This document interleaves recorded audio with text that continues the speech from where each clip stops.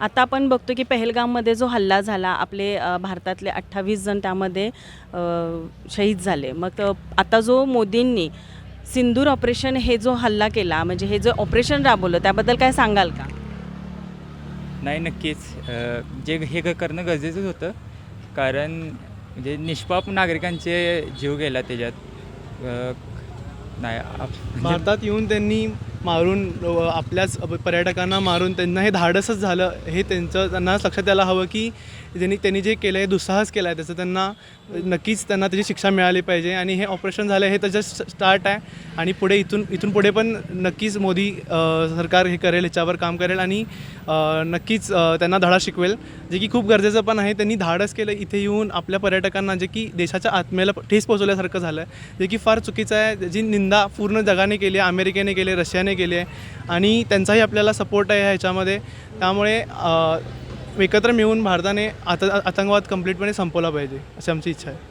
Thank you. Operation सिंदूर हे नाव नेमकं का दिलं आहे मोदींनी, असं तुला काय वाटतं? तर आपल्याला माहितीच आहे की त्यांनी पहिला धर्म विचारला, सगळ्यांना एक वेगळं पहिलं डिव्हिजन केलं आणि त्यानंतर मग त्यांच्या बायकोसमोर त्यांच्या धनींना मारलं. सो ते त्यांच्याच डोळ्यासमोर त्यांचं सिंदूर पुसल्यासारखं झालं.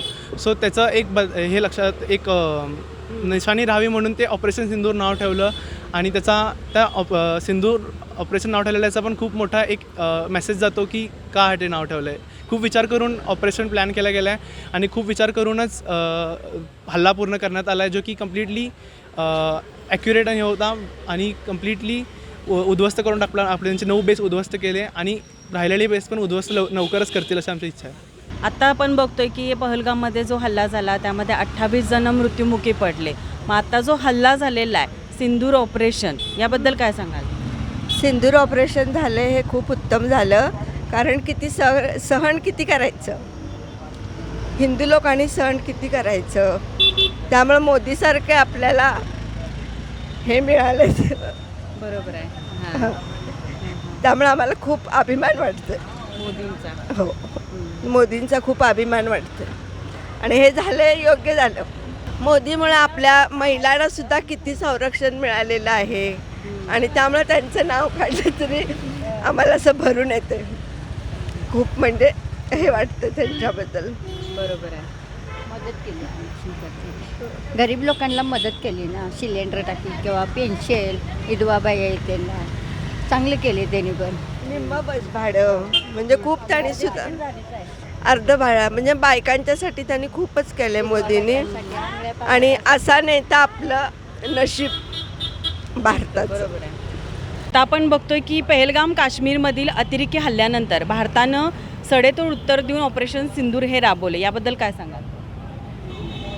एका दृष्टीनं बरोबर वाटते, पण थोडं आपलंसुद्धा नुकसान त्यामध्ये आहे. म्हणजे आर्मी लोकांना वगैरे जास्त त्यामध्ये हे करायला लागते, त्यांचीसुद्धा फॅमिली आहे असंही वाटते.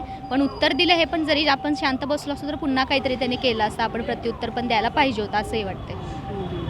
आता ऑपरेशन सिंदूर हे का नाव दिलं या ह्याला, काय वाटतं तुम्हाला? त्यामध्ये त्यांनी सगळ्या म्हणजे हा सगळ्या म्हणजे नवऱ्यांनाच सगळ्यांना मारलं ना त्यांनी. म्हणजे लेडीजनं कुणाला हे केलं नाही, जेंट्सनंच हे केलं. म्हणजे फॅमिली उद्ध्वस्त केल्यासारखंच केलं, कारण जेंट्स हा कसा बॅकबोन असतो. मग त्यांनी जेंट्सनंच हे केल्यामुळे त्यांचा बॅकबोनच काढून घेतल्यासारखं झालं, म्हणून ऑपरेशन सिंदूरच नाव दिलं असं मला वाटतं. आता आपण बघतो की देशप्रेमी नागरिक म्हणून या सर्व युद्धजन्यवेळी आपली जबाबदारी वाढली आहे, असं तुम्हाला वाटतंय का? थोडंफार हो, पण का म्हणजे आपले जे हिंदू जे आहे दुकानं, त्यांच्याकडून दुकानदार आहे त्यांच्याकडून खरेदी करा, मुस्लिम लोक आहेत त्यांच्याकडून. पण असं पण नाही की सगळेच मुस्लिम बाद आहेत, असं पण नाही आहे. कारण आता मी मिरजमध्ये राहते तर मी तिथं बघितले की पूर्ण तिथल्या मुस्लिम समाजाने मिळून जे पहलगाममध्ये जे झालं काश्मीरमध्ये, त्याच्या विरोधात त्यांनी मेणबत्ती वगैरे घेऊन त्यांच्या विरोधात मोर्चे केलेले, हे केलेले. म्हणजे सगळेच बाद आहेत असं नाही, पण एकामुळे सगळ्यांचं नाव खराब होतं आहे असं व्हायला लागलं यामध्ये. आता आपण बघतो की मोदींनी लष्कराला अशी सूचना दिली होती की तुम्ही काहीही करा, पण तरीही त्यांनी रात्रभर बसून त्या लष्करावर मॉनिटरिंग केलेलं आहे. मग अशा नेत्याबद्दल तुम्हाला काय वाटतंय? नाही, कसं आहे, एखादी गोष्ट म्हणजे आपण बोलला आणि लगेच झालं असं होत नाही, त्याला खूप मोठी प्रोसेस असते. त्यांनी पण थोडा पहिला विचार केला आणि मग त्याच्यावर कृती केली. जर एकदम करायला गेले आणि काहीतरी उलट झालं तर मग लोक परत असंच बोलणार की हा यांनी लगेच कशाला, थोडा विचार करायचा मग करायचं, असंही होते. आणि लोक कसं आहे दोन्ही तोंडानं बोलतातच. त्यामुळं तसं मोदींबद्दल म्हणलं तर ते आल्यापासून म्हणजे भरपूर सुधारणा पण झालेली आहे. आणि ह्या पॉईंट ऑफ व्ह्यूनं बघायला गेलं तर मोदींचा निर्णय बरोबरच आहे.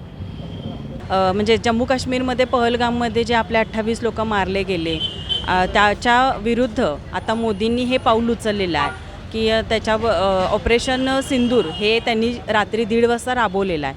मग यावर काय सांगाल? म्हणजे हे ऑपरेशन खरोखरच चांगल्या पद्धतीनं आहे की? हो, खरं तर ही एकतर पाकिस्तानी वृत्ती नाहीशी करणारा एक चांगला ऑपरेशन म्हणता येईल. आणि ज्यांनी ते नाव हे असं हे केलं आहे सिंदूर ऑपरेशन, हे अतिशय संवेदनशील, अतिशय उत्कृष्टरित्या त्यांनी सर्व काही आजची जोखीम उचलली आहे. मोदींचा हा जो निर्णय आहे तो योग्य असं तुम्हाला वाटतं का? बरोबरच आहे. खरंच 15 दिवसांनी त्यांनी हे केलं. आजचा 15वा दिवस त्यांनी हे जे केलं आहे खरंच खूप कौतुकास्पद आहे.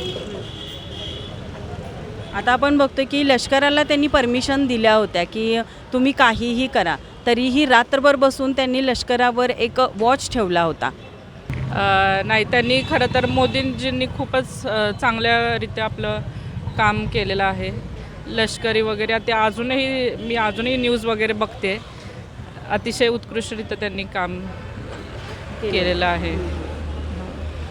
आणि ऑपरेशन सिंदूर हे ऐकूनच आणि काटा उभा राहतो. एकतर खूपच संवेदनशील नाव पण त्यांनी छान हे केले. हो, पहलगामवर जो हल्ला झाला होता त्यावर प्रतिक्रिया म्हणून मोदींनी आज जो अटॅक केलेला आहे, सिंदूर ऑपरेशन जे केलेलं आहे, ते त्याबद्दल तुम्ही काय सांगाल? तो तुम्हाला योग्य वाटतो का? योग्यच केले, जे मोदींनी ते योग्यच केलेलं आहे.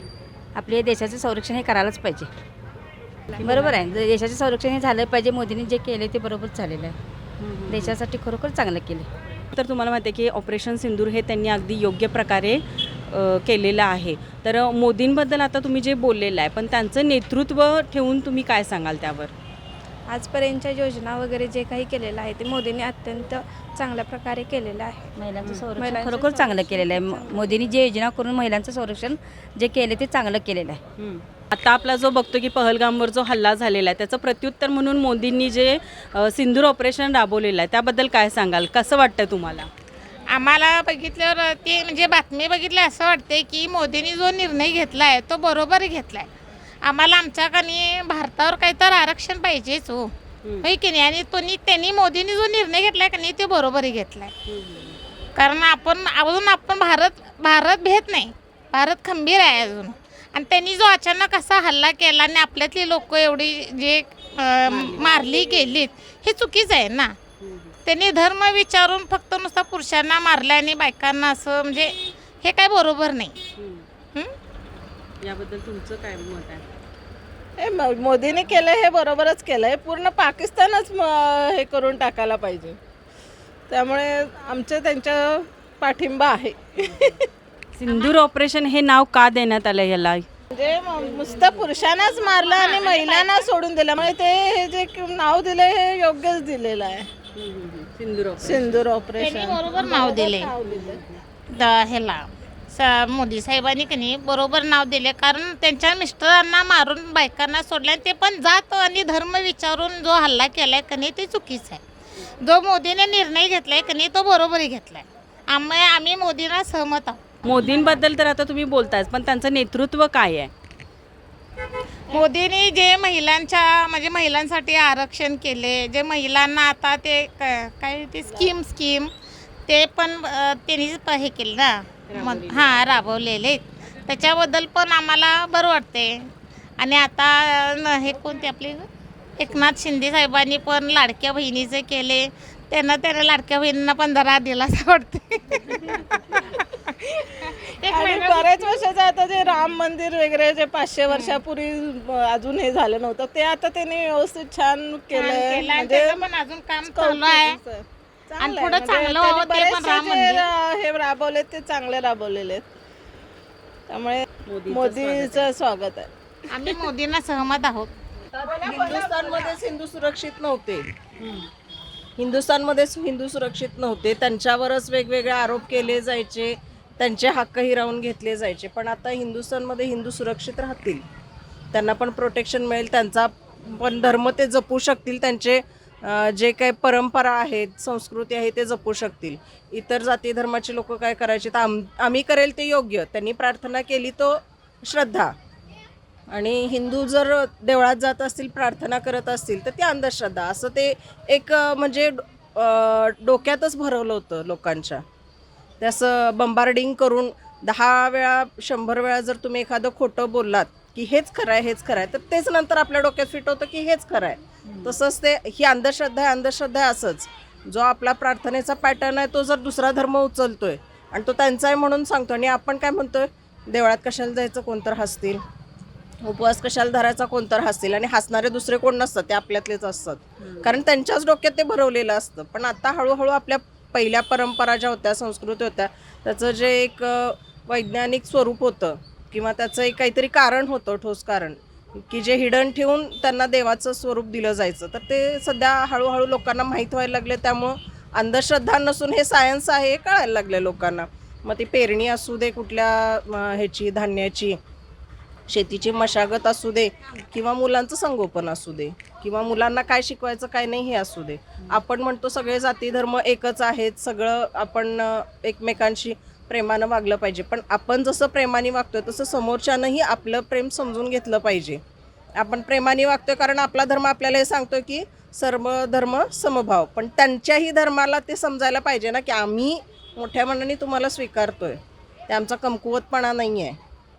जेवढे पाकिस्तानमध्ये लोक आहेत मुस्लिम, त्यापेक्षा जास्त भारतात आहेत. पण भारतातल्या मुस्लिमांना भारतात हे आहे, प्रोटेक्शन आहे. तसं भारतात हिंदूंना तेवढं प्रोटेक्शन आहे का, हे पण होतंच ना. पण हळूहळू व्हायला लागले, सगळं रुटीन यायला लागलं.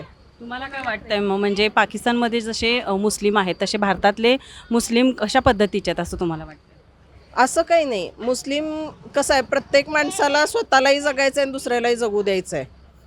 पण कधी कधी काय होतं की लोकांना चुकीचं शिकवलं जातं, मग अशी लोक वाहत जातात. एखादा वीक पॉईंट बघायचा आणि स्लीपर सेलसारखं काहीतरी तयार करायचं, असं होतंय.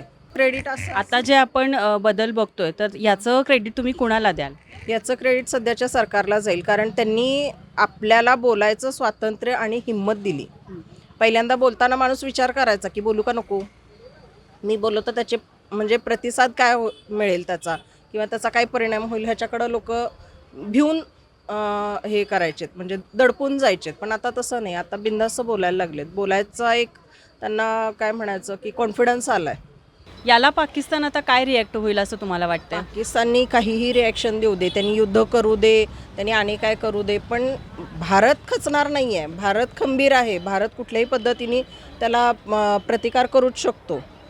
पण मला एक सांगायचं आहे की पाकिस्तानमध्ये पाकिस्तानी जेवढा सुरक्षित नाही त्यापेक्षा तो भारतात जास्त सुरक्षित आहे. हे पण तेवढंच खरं आहे. कोणताही मुस्लिम असू दे, हिंदू असू दे, तो भारतात जास्त सुरक्षित आहे पाकिस्तानपेक्षा. मोदींच्या नेतृत्वाबद्दल काय वाटतंय तुम्हाला? एकदम खंबीर नेतृत्व आहे, आणि खरंच हे आणखी काही वर्षापूर्वी जर मोदी आले असते ना, तर आता आणखी काळ खूपच चांगला असता, एवढं मात्र नक्की.